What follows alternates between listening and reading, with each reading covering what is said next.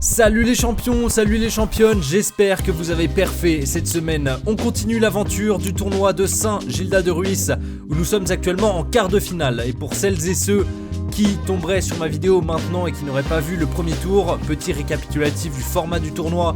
Ce sont des matchs en 1 heure avant la demi-finale. Le joueur avec le plus de jeux gagne le match et balle décisive à 40A. Donc c'est le dernier match que nous faisons dans ce format. Et dans ce début de quart de finale, nous sommes 3 hommes, mon père, mon oncle et moi-même. Allez, c'est parti, quart de finale du tournoi, comme je l'ai dit en introduction. Voilà, dernier match à faire en format d'1 heure. Et là vous le voyez, il reste 51 minutes tout pile. On a mis un petit peu de temps à s'échauffer. Et aujourd'hui, je rencontre Morgan que je ne connais pas du tout. Alors soit parce qu'il est nouveau dans le coin, soit parce que je ne l'avais jamais vu les années précédentes. Et Morgan qui est classé, allez, 15-3, 15-2. Alors comme j'expliquais dans la vidéo de la semaine dernière, qui vous montrait le premier tour et le second tour, comme ce que j'avais fait vis-à-vis d'Edgar, c'est plus un ordre d'idée du classement qu'il aurait en fonction de son niveau, parce que j'ai pas du tout eu le temps de lui demander s'il était classé. Et puis la plupart du temps, les joueurs qui jouent ce tournoi ne jouent pas régulièrement en compétition, donc ils ont un classement complètement faux vis-à-vis du niveau qu'ils ont. Donc voilà. En discussion avec mon père, on a convenu que Morgan avait un niveau 15-3, 15-2. Donc mon père ancien 5-6 hein, donc voilà, il l'a vu jouer, il dit pas n'importe quoi et puis moi en fonction de mon expérience personnelle aussi. Donc voilà, 15-3, ça me paraît bien, ça me paraît cohérent. Et puis petite parenthèse avant de rentrer définitivement dans ce match, dans cette rencontre. Voilà, il faut savoir que Morgan, j'avais pas eu de très bons échos sur lui avant d'entrer sur ce cours. Et puis même depuis le début du tournoi, il se prend pas au jeu du tournoi en lui-même et de comment ça fonctionne. C'est-à-dire que tous les joueurs savent qu'on va jouer entre midi et 14h. Et Morgan, lui, depuis le début, demandait à décaler tous ses matchs parce que occupé. Oui, mais comme nous tous, en fait. Donc on est tous occupés, mais on se prend tous au jeu du tournoi. Donc voilà, mauvais écho, un peu enquiquinant pour être gentil sur l'organisation et comment fonctionne le tournoi. Et puis vous verrez en fin de match qu'il va se permettre une petite chose que je n'ai pas du tout appréciée et qui me confirmera les échos négatifs que j'ai eu sur lui. Voilà, on verra tout ça à la fin. Mais maintenant, concentration sur le match. Un partout. 30-15 pour lui. Et puis ça joue bien hein.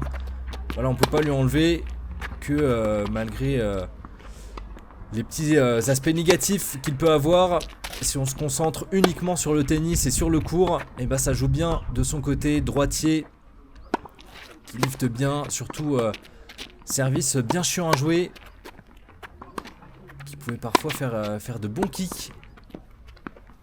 Allez, 40-30, il faut pas se laisser avoir par le temps, par le jeu. Forcément plus compliqué que ce que j'ai eu les 2 tours précédents. Voilà, un gros aller hein, avec un balançage de balle vers le grillage. Alors qu'il n'y a que 2-1 hein. Ça me fait toujours rire. Les gens qui gueulent des gros allers comme ça alors qu'on est qu'en début de match. Si vous êtes comme ça, n'hésitez pas à me dire, est-ce que c'est une façon pour vous de vous motiver? Est-ce que c'est une façon pour vous d'enlever votre stress? Est-ce que c'est pour énerver l'adversaire? Je sais pas du tout, ça m'a toujours intrigué ce genre de comportement en début de match. Mais bon, écoutez, il a peut-être besoin d'extérioriser un petit peu. Et là je me fais balader. Et on a vu hein, sur le timer, il reste 40 minutes. Et c'est parfait, je remonte à 2 partout. Je me laisse pas distancer dans ce début de match. Forcément un petit peu pas stressé mais une petite pression. Voilà, une petite pression de début de match déjà. Et puis petite pression d'un adversaire costaud en face de moi. C'est éclaire bien, donc il faut que je rentre dedans. Ouais, très beau retour. Très beau retour, pardon, très beau coup droit. Le retour, c'est moi qui l'ai fait. Allez, 45. Attention. Voilà, pas mal de petites erreurs de mon côté. Allez, 3-2. Il faut continuer à garder la lucidité. Parce qu'il fait chaud, hein. Vous voyez, encore une fois, on est en plein soleil. Donc pareil, entre midi et 2. Et il faisait très très beau en Bretagne. Malgré ce qu'on peut entendre.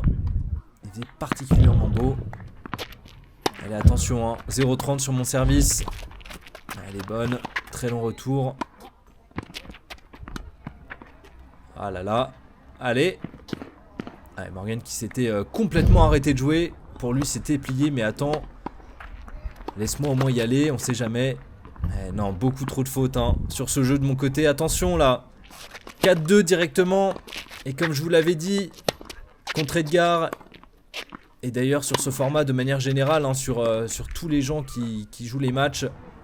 Attention, attention à ce format d'1 heure. Parce qu'une fois qu'on est derrière au score et qu'il faut recoller, c'est très souvent mission, pas mission impossible, mais en tout cas très compliqué. Parce que justement on va se précipiter. On va vouloir jouer plus que ce qu'on devrait. Ah là là. Ouais, j'y arrive pas là. Hein. 5-2. 3 jeux d'avance pour lui à une demi-heure de la fin. Pile poil. Il mène 5-2. Et puis là, je me dis, bon allez. Foutu pour foutu. Je vais changer de raquette. Et je vais prendre la deuxième. Qui a du coup un cordage tout neuf. Tout frais. Alors que l'autre, ça faisait vraiment pas mal de matchs hein, que je jouais avec. Donc 3 jeux de retard. Ça commence plutôt bien avec une belle volée. On va essayer de rattraper tout ça. Avec de meilleures sensations. Un meilleur contrôle. Peut-être un meilleur lift aussi. Enfin c'est même quasiment sûr hein, vu que le cordage est frais. Donc ça peut pas être pire que l'autre. Ouais parfait. Là ça me remet bien en confiance hein. Je sens directement la différence. C'est assez flagrant. Donc si j'ai un conseil à donner, attention à vous, ce n'est pas parce que votre cordage n'est pas cassé qu'il est encore bon de jouer avec. Là je vois directement la différence, c'est net et précis, c'est-à-dire que l'autre j'avais aucune sensation, beaucoup de fautes, pas de contrôle, et là je passe sur cette raquette, j'ai quasiment pas joué avec, donc le cordage est frais, le cordage est tout bon encore, il a toutes ses capacités, toutes ses caractéristiques, alors... Oubliez encore les quelques petites fautes que vous verrez, mais vraiment je sens une réelle différence dans ma frappe, dans l'impact qu'ont mes balles, dans leur longueur. Et ça me rassure. Et vous voyez, hein, forcément, lui Morgan il le ressent aussi. Donc une petite pression supplémentaire que je lui remets en lui disant bah regarde, j'ai changé de raquette. Et là tu vois bien que mon jeu est différent, qu'il y a plus d'impact. Je vais te proposer plus de choses. Allez, balle de break.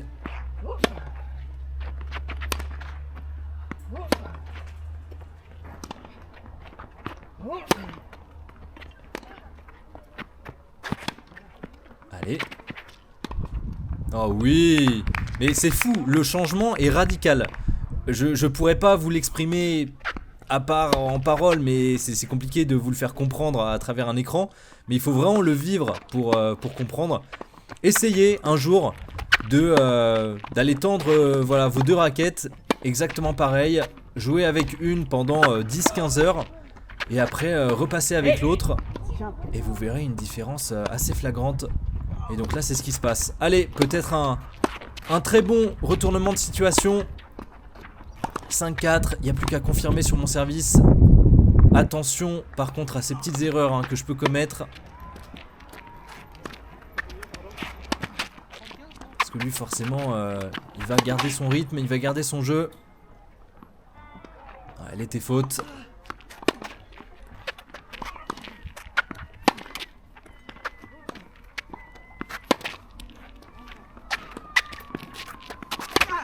Ouais, chiante à jouer celle-là.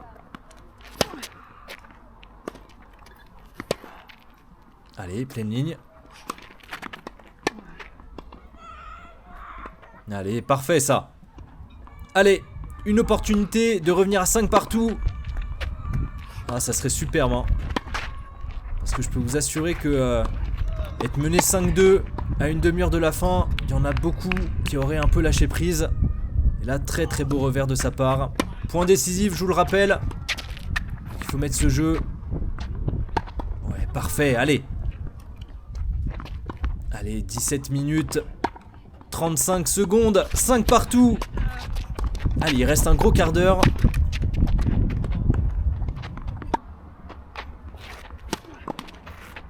Voilà, double faute. Et je sens, hein, depuis ce changement de raquette, qu'il y a vraiment quelque chose à faire. Allez. Il est nul, putain. Et voilà, merci Morgane. Je n'avais pas du tout entendu ça sur le terrain. Donc c'est toute la beauté d'avoir cette caméra qui filme. Et surtout d'être du côté de la caméra quand on est l'adversaire. On peut se permettre des petites phrases comme ça, mais du coup que je peux entendre. Donc voilà, pour Morgane, je suis nul. Je suis nul 2 fois. Avec un petit P-word derrière. Ça m'a fait beaucoup rire d'entendre ça, vraiment. Allez, 6-5. Contre un nul. Ouais, là, petit signe d'agacement de ma part parce que au moment de servir, il m'a dit elle est laite, non? Et j'ai dit non. Alors j'aurais dû arrêter le jeu, j'aurais dû peut-être reservir. Ça, c'est erreur bête de ma part. J'ai préféré continuer le point. Mais bon, allez, c'est pas grave. 30-15, 30A maintenant. Donc ce qu'il a dit juste avant, hein, ça va avec ce que j'ai entendu de lui, tout simplement. Ça va avec les échos que j'ai eus. Pas être très agréable avec son adversaire. Pas très agréable en match. Mais bon, le nul, il est passé de 5-2 à 6-5. Et maintenant, attention, parce qu'il y a 6 partout. Et là, vous voyez, hein, tout à l'heure, on était à aller un gros quart d'heure. Et donc là, le temps passe. Ah non, dommage ça. Il faut vraiment que j'arrête ces erreurs, hein. J'en fais beaucoup trop. Ces coups droits, ces revers, pardon. Sur balle courte.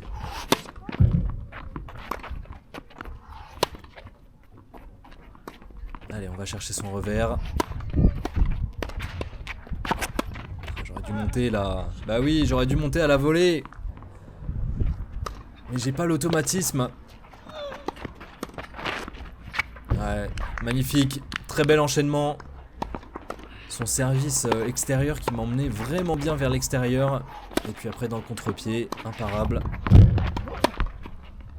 Et là, attention, hein. Parce qu'il a une balle de jeu. Pour mener 7-6.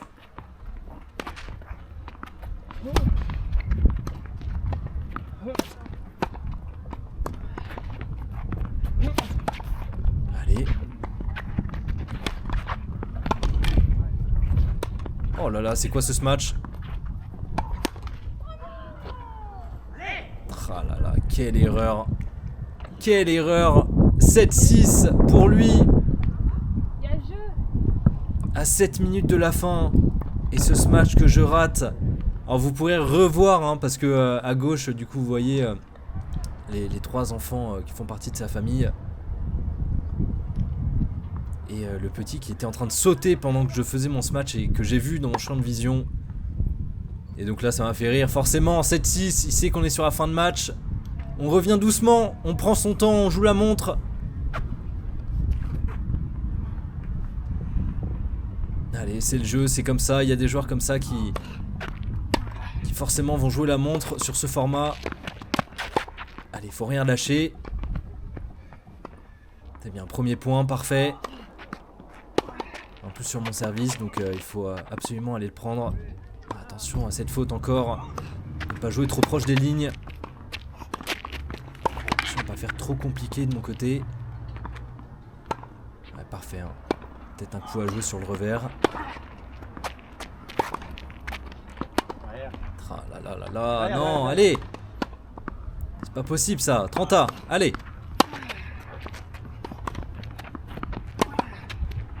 Et là il faut gérer la pression hein. Parce qu'on sait pertinemment qu'on est sur la fin. Potentiellement le dernier jeu à jouer. Allez 40-30, il faut absolument mettre ce jeu. Parfait, allez 7 partout. Et pour vous expliquer un petit peu la règle, si au coup de sifflet final au niveau des jeux il y a égalité, et ben on termine le jeu et c'est jeu décisif. Donc il faut absolument remporter ces 4 points. Attention à pas jouer trop petit bras là hein. Oh là là. Oh le réflexe. Oh là là magnifique. Une chance inouïe de mon côté d'avoir cette balle qui touche la bande du filet. Et très beau réflexe de sa part. Ah non c'est pas possible. Aïe aïe aïe 30-15.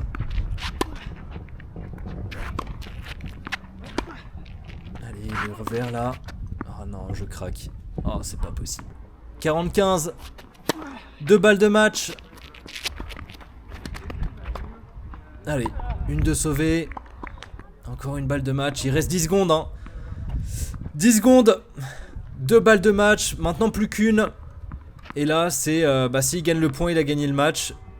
Et il part en demi-finale. Et moi j'ai encore une balle à sauver. Allez, elle est faute.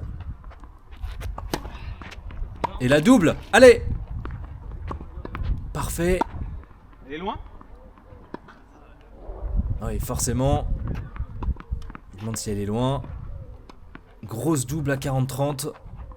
Allez, là c'est point décisif.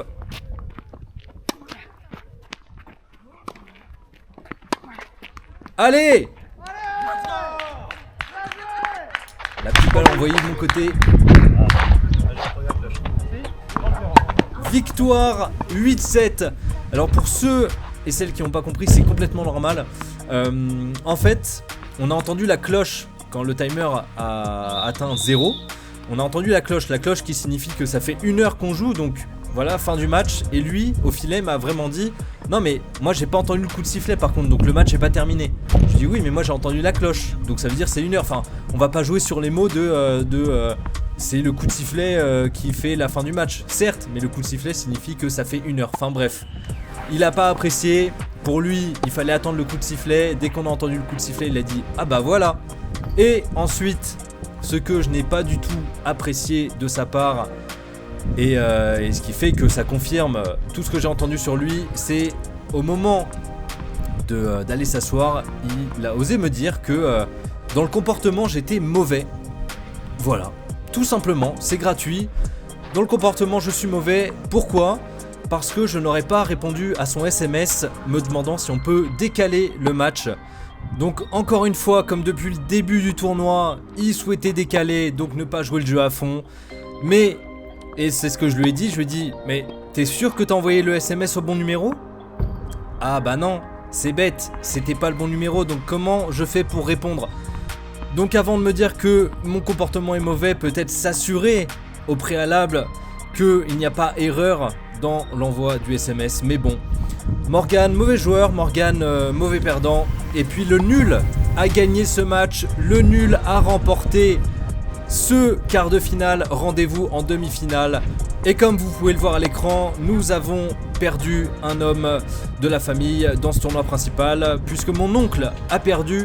Mon père a gagné, donc mon père et moi-même avons rendez-vous en demi-finale. Et puis je vous laisse avec une petite conclusion d'après-match. Et puis je vous remercie d'avoir regardé la vidéo. Oh, j'espère que ça enregistre toujours. Ah oui, ça enregistre. Je suis grand. Je suis énorme. Mentalement, je suis injouable. Oh la vache. Rendez-vous demi. C'est parti.